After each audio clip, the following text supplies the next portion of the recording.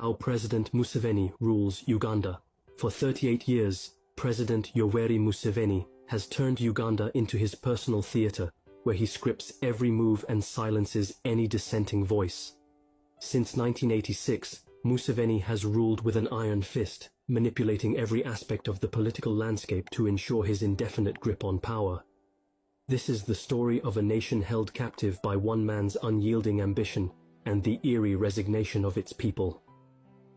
Museveni didn't become president by chance.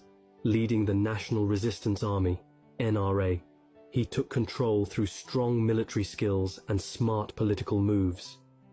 Right from the start, Museveni showed he was clever and good at outsmarting his rivals.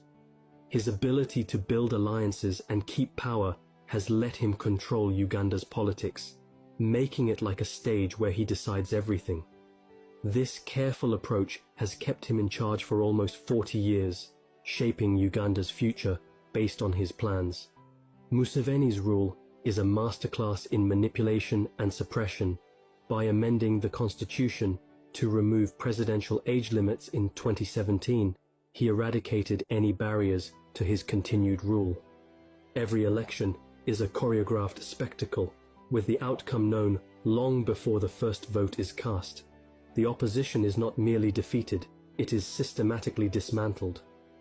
Prominent opposition figures like Bobi Wine face relentless harassment, arrests, and brutal violence, ensuring they pose no real threat to Museveni's reign. Elections in Uganda are a cruel illusion, a masquerade that gives Museveni's rule a facade of legitimacy. The media is tightly controlled, dissent is ruthlessly crushed, and the security forces act as Museveni's personal enforcers. In this rigged system, the concept of free and fair elections is a distant dream.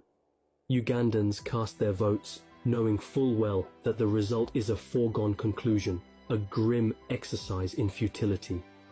Despite Museveni's promises of progress, Uganda remains mired in poverty. The majority of its citizens struggle with inadequate healthcare, substandard education, and crumbling infrastructure. Corruption is rampant, siphoning off resources that should be fueling development. Yet the populace remains eerily silent. Fear of brutal government reprisal stifles any potential uprising, while years of manipulation have bred a deep-seated sense of resignation. To say Ugandans are okay with Museveni's rule is a gross oversimplification. Beneath the surface lies a nation simmering with frustration and discontent. However, the omnipresent threat of violence and repression keeps the majority in check. Museveni has skillfully maintained a semblance of support through patronage networks and by casting himself as the guarantor of stability. For many, especially those who remember the chaos before his rule, the fear of instability outweighs the yearning for change.